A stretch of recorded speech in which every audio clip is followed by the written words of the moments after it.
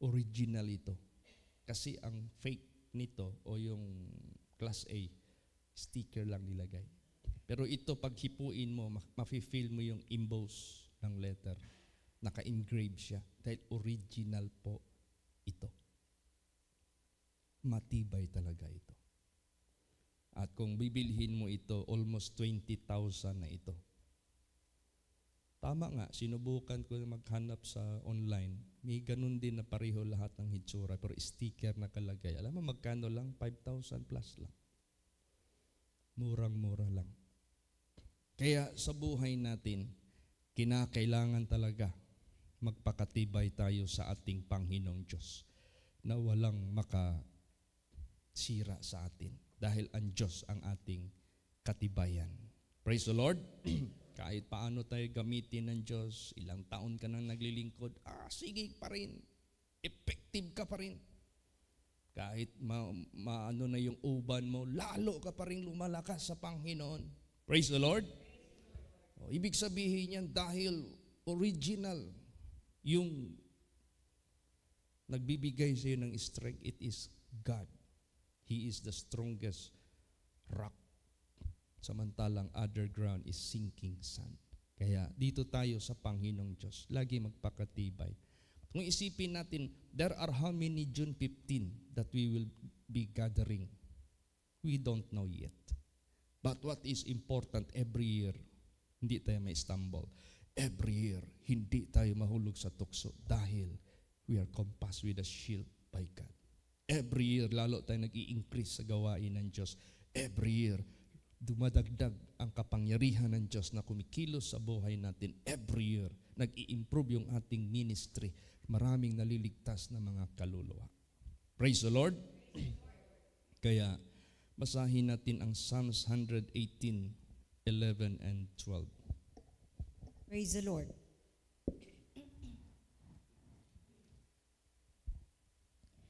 They compass me about, yea, they compass me about, but in the name of the Lord I will destroy them.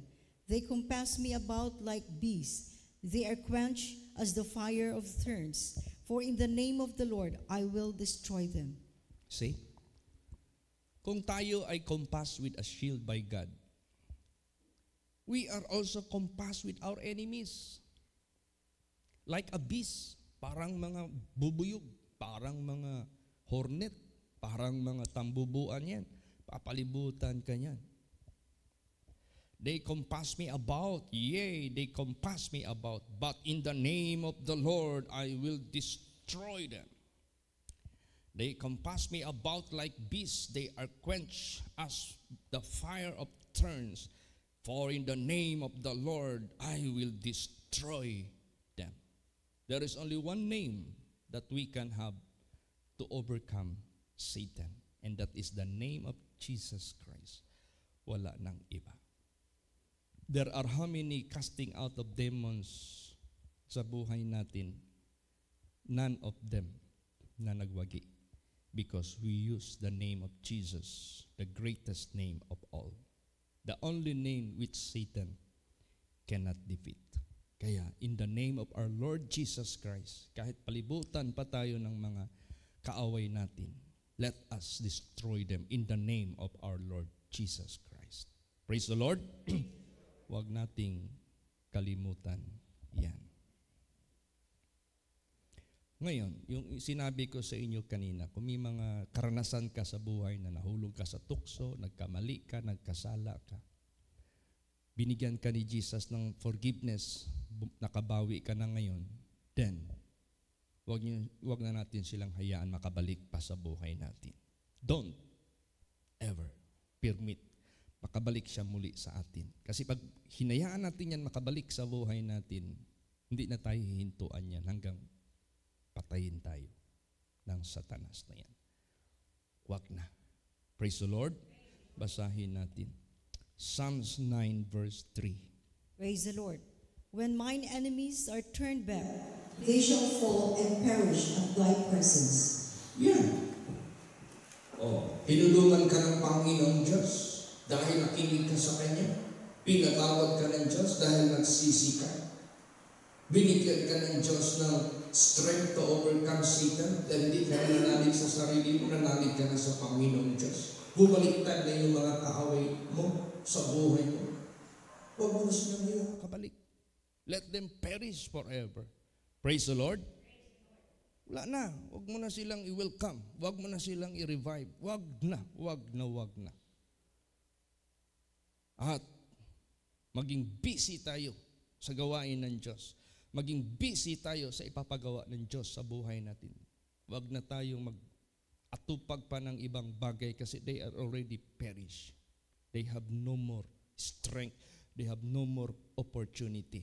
Oo, gagawa sila ng paraan, but we are compassed with a shield. They cannot intrude us. Hindi sila makapasok sa atin. Then, aatupagin natin ang pinapagawa ng Diyos sa atin na ministry. I-build up natin anong kongregasyon tayo inilagay. Mag-branch out pa tayo sa mga saan man tayo ipadala ng Diyos. Praise the Lord. Magtanim tayo ng magtanim para sila ay sisibol. Time will come. The Lord will harvest it at His coming. Tingnan mo sa buhay ni David. Paano niya natumba si Goliath? Di ba in the name of the Lord? Ganon din sa buhay natin. Do not expect sa ministry mo walang pagsubok. Ang pagsubok na dumarating sa buhay natin greater than us. In stature, in size. Ang challenge sa buhay natin na pagsubok, much greater than our capability. Pero matumba natin yan in the name of our Lord Jesus Christ. Praise the Lord. We are not fighting physical, human. We are not fighting among our fellows, but we are fighting against Satan. We are fighting against the demons. And also we are fighting against our necessities. Minsan ang mga pangailangan natin mas malaki ang halaga kaysa ating kakayahan. Huwag kang matakot. Ay, yung malaking charge dyan. Laking amount yan sa ating kakayahan. Huwag kang matakot. Kaya natin yan taluhin. Itong lupa na ito, mas malaki ito ang amount kaysa kakayahan ng Davao Congregation. In the name of Jesus Christ, natalo natin. Lahat, kahit sa locality ng church ninyo, saan kayo na-assign, huwag kayong matakot anumang challenges. Kaya ninyo yan dahil si Jesus ang gagawa ng paraan. Basahin natin yung aktual na nangyari sa buhay ni David. 1 Samuel 17:49 hanggang 51. Praise the Lord. And David put his hand in his bag and took thence a stone and slang it and smote the Philistine in his forehead, that the stone sunk into his forehead, and he fell upon his face to the earth. So David prevailed over the Philistine with a sling and with a stone, and smote the Philistine and slew him. But there was no sword in the hand of David. Therefore David ran and stood upon the Philistine and took his sword and drew it out of the sheath thereof and slew him and cut off his head therewith. And when the Philistines saw their champion was dead, they fled. Yan. Di ba binaliit ni Goliath si David? Sabi nga ni Goliath yumuko si Goliath kasi maliit si David. Hoy, ano ako aso? Dadalhan mo ako ng pintik. Am I dog? You are bringing before me slingshot. Minaliit niya masyado si David.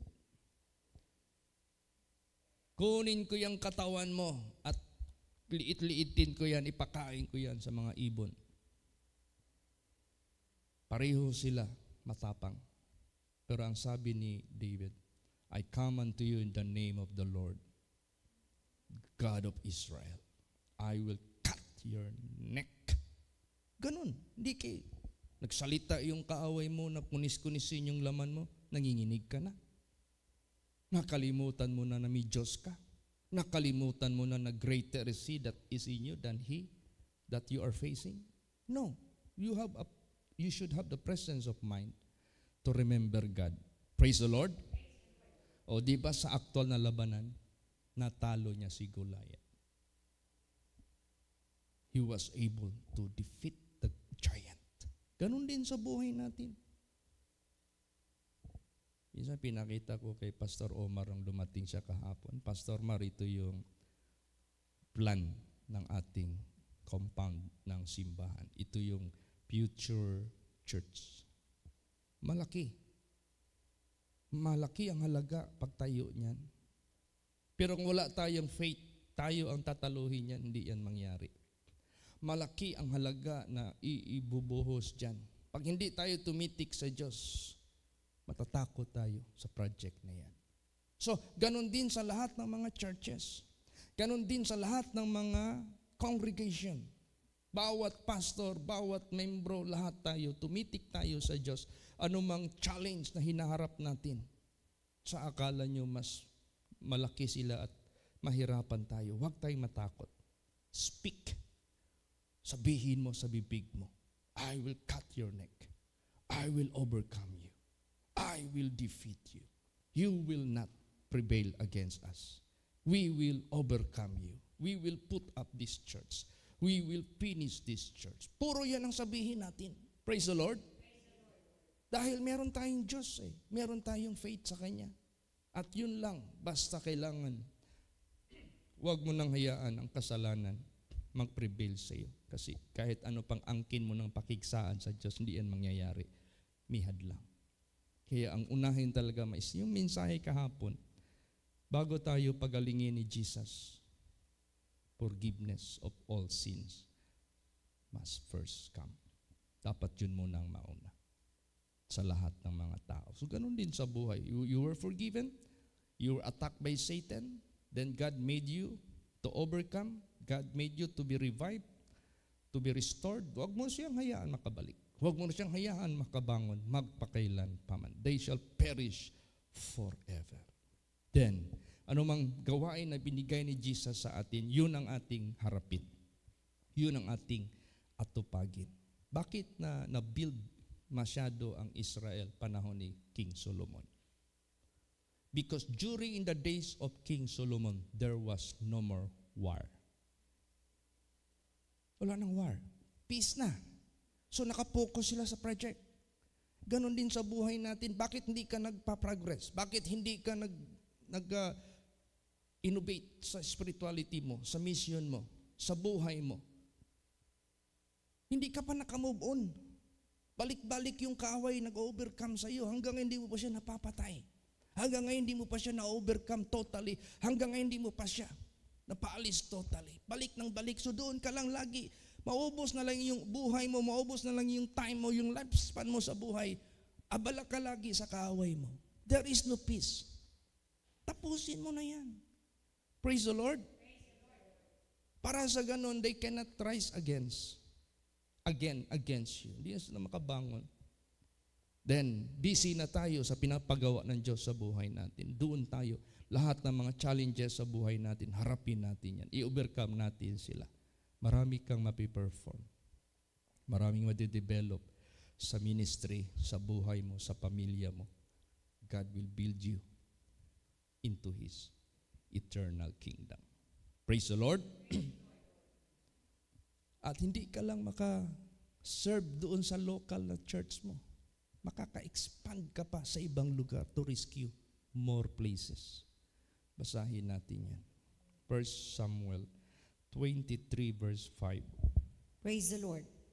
So David and his men went to Keilah and fought with the Philistines and brought away their cattle and smote them with a great slaughter. So David saved the inhabitants of Keilah. Yan. Nagkaroon siya ng rescue operation sa other place, which is Keilah. So hindi ka lang nakafocus in a single congregation, but you will be going outside of your congregation and perform another rescue operation. Praise the Lord. Kaya marami tayong gagawin. Marami ipapagawa ang Diyos sa buhay po natin. And God will make you perfect. Basa. Psalms 18:32. Praise the Lord. It is God that girdeth me with strength and maketh my way perfect. Yes, hindi ka na disabled. Hindi ka na kimay-kimay, papilay-pilay. Hindi ka na bulag, hindi ka na bingi. God will make you perfect. God will make you perfect. In terms of your Christian life, in terms of your faith, in terms of your obedience, in terms of righteousness, God will make you perfect. Para marami ka pang magagawa sa gawain ng Diyos. Praise the Lord. Ay nahanda tayo ng Diyos. Last verse. Psalms 66 verse 3. Praise the Lord. Say unto God, how terrible art thou in thy works. Through the greatness of thy power shall thine enemies submit themselves unto thee. Yan. Inan mo? Wala na. Talo na ang kaaway. Magsasubmit na sila. They cannot have anything to overcome you, but they will submit. Tingnan mo yung, naalala nyo yung sa isang pangyayari dito sa Bible, that there was a demon possessed na nakatira dyan sa sementeryo. Walang taong nakatame sa kanya. Wild masyado yung tao na yun. Di ba nag-submit kay Jesus? Pagsabi ni Jesus, hoy, kayo mga legion of Satan, demons, lumayas kayo sa tao na yan. Di ba nag-submit sila? Di ba sabi nila, Lord, hayaan mo kaming pumasok sa mga swine? Then Jesus permitted them, go!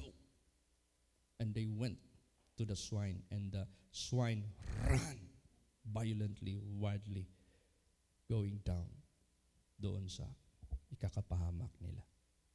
They will submit. Let all problems that we are facing submit unto you and be a master over them. Praise the Lord. Hindi kaya hanggang ngayon hindi pa masulbad-sulbad yung problema mo sa kongregasyon mo. Paano matapos yung church? Alipin ka pa rin. Wag. Tumayo tayo by faith. I-claim natin by faith. Hayaan natin ang kamay ng Diyos gagawa sa atin ng deliverance. Challenge yan sa buhay ni Pastor Dodong. Paano matapos yung taga-naga? Huwag kang tumingin sa happy sharing, huwag kang tumingin sa kanino pa man, tumingin ka doon kay Jesus. Tingnan mo, si Jesus ikikilos. Challenge din yan sa buhay ni Pastor Alan. Paano matapos yung Dahican Church doon? Lahat tayo may challenge eh. Kung may challenge kayo, may challenge din kami ni Pastor Tam. Praise the Lord. Lahat tayo may challenge. Sino pala ang kalakasan natin? Sino pala ang katagumpayan natin? Di ba? Yung the only one, the name that the mighty name which is no above His name but Jesus. Doon tayo tumingin sa Kanya. Doon tayo manalig sa Kanya. Hahayaan natin siyang kikilos. Mangyari yan. Matutupad ang lahat ng ating gusto. Praise the Lord. So katulad yan, malaking challenge sa Davao Congregation yung itatayo dyan. Huwag tayong matakot sa amount. Huwag tayong matakot sa mga future. Huwag. Commit it unto the Lord. God will fight for you. God will fight for us.